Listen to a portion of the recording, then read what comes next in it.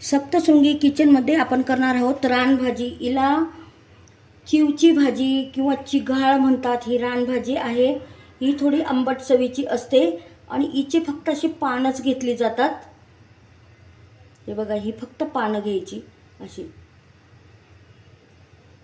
बाकीचं काही घ्यायचं नाही। आणि चण्याच्या पिठातच ही भाजी केली जाते कारण तिचा आंबटपणा कमी व्हावा म्हणून। तर ही पानं ह्या पद्धतीने दिसतात, पण त्याला खूप माती असते त्यामुळे ती खूप स्वच्छ धुवावी लागते। आता ही आपण एक पळी तेल टाकून घेतलेले आहे, छोटी पळी अगदी।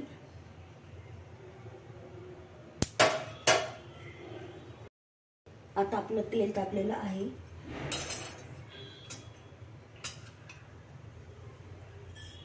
मोहरी टाकून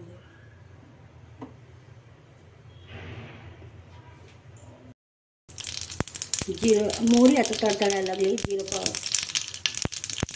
मेथी दाणे टाकून घेतलेले आहेत। आता टाकलंय जिरे पावडर,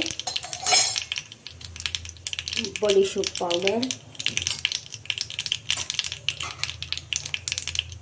लसूण,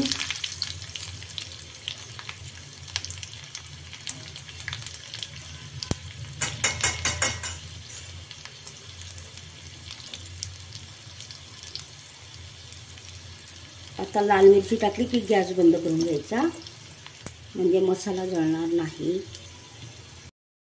आता टाकून घ्यायची ही चिवची पानं।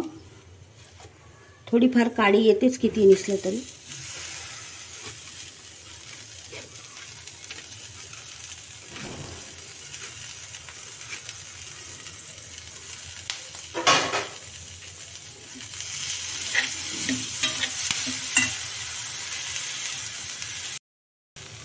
आता ही चिव किंवा चिगोळची भाजी थोडं मीठ टाकून घेऊ चवीप्रमाणे। टाकून घेतल्यावर चवीप्रमाणे मीठ,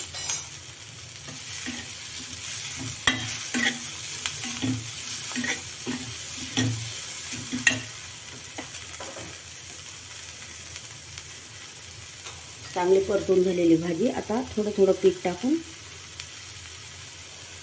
तिला परतत राहायचं।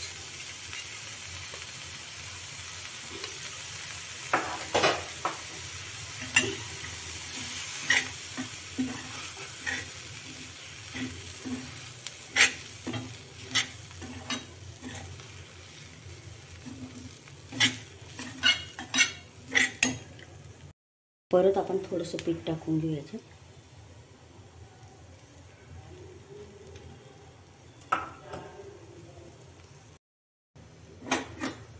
आता आपली ही चिव किंवा चिघोळची रानभाजी तयार झाली आहे, पण तिला आपण आणखी 2 मिनिटं वाफ देऊन घेऊ, म्हणजे छान शिजेल।